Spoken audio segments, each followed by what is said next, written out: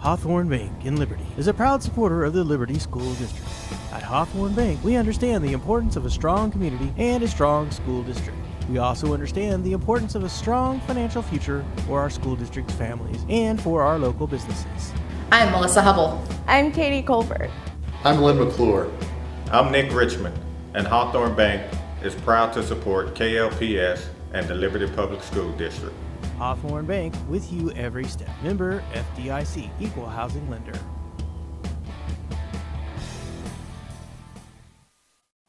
Hello, this is Coach Frigon. I'm here with our weekly Blue Jay football press conference.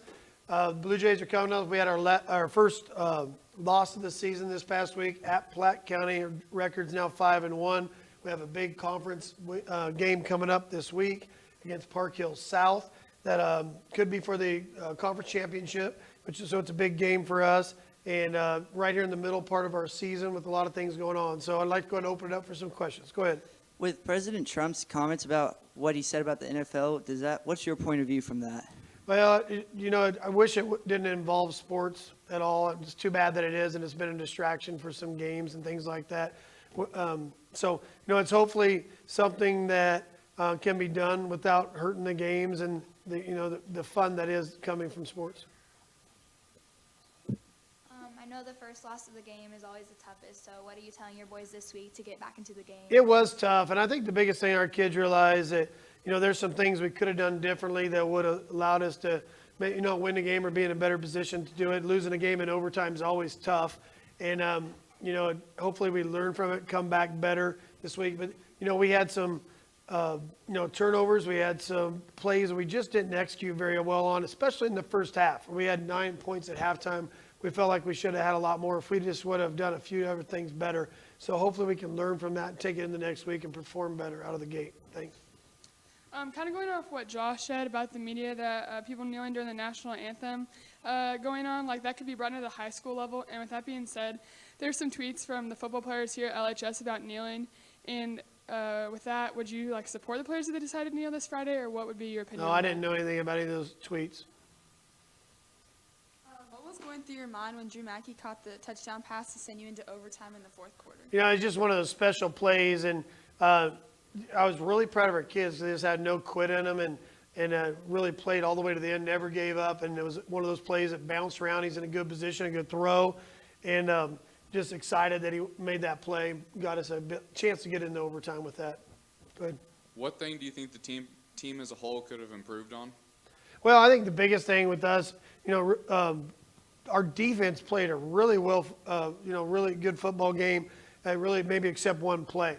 And the 4th and 9 team play they scored on at the end. But I was really proud of how they played as a group. We had some guys playing some new positions, thought they played well. Improvement-wise on offense, we just had some plays that we normally have converted on that we did not. And some of that's, we didn't do well. Some of it's Platte County played really well and took us out of our game. They did a good job of shutting down our run game, forcing us to take passes and taking us out of our comfort zone. So, hats off to them. They played well, and hopefully in the future we're able to convert better in our passing game when we get into a situation like that. Go ahead.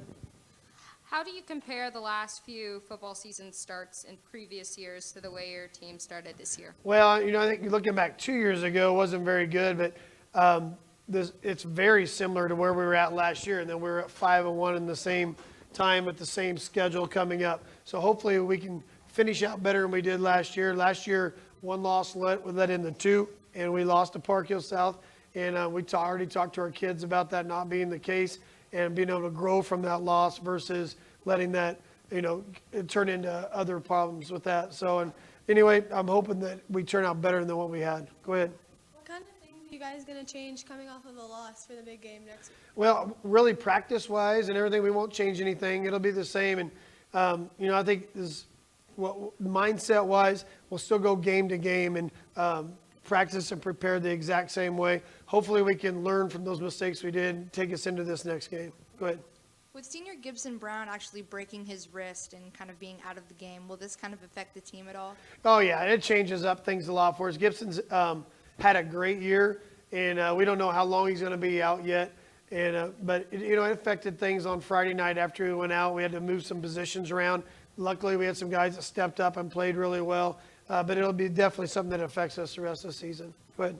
Do you feel like the impact of not having many close games took place in overtime, or do you just feel like it was an unfortunate loss? Yeah, I think, we've had some games where we were behind this year and some things like that. So I felt like it wasn't as much as not having close games, but I do feel like with some of the injuries we had during the game, we had some guys that were really, adding that extra time took a lot out of them. And so, hopefully we learn from it and be able to perform better next time we get an overtime situation. Go ahead.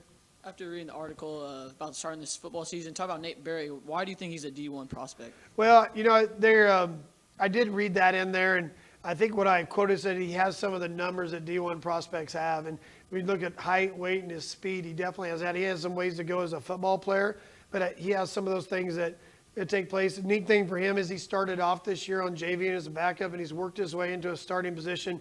And I feel like he's getting better every game, and he has a big future ahead of him. His biggest thing is his attitude and work ethic are really good. They go along with that natural talent that he has. So we'll see where the future has for him, but it's a bright future. Go ahead. Are there any attributes of the Park Hill South team that you're really focusing on going in? Well, yeah, I think when you look at with Park Hill South, they've been through some ups and downs this year. They had a quarterback get hurt, and they've changed their offense a little bit. But lately, they've really relied on their run game, and they've become a really good running football team.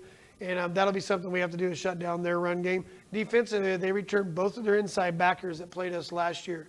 And number 40 and number 36, both really good players. We know we're going to have to block well with them. And they gave us issues last year, and I know they will again this year. Go ahead. Losing in the conference championship last year, what would winning one mean this year? Well, I think it mean a lot. And I think it was 2006 is the last time that we won a conference championship in football. We've been through a lot since then with changing divisions and conferences.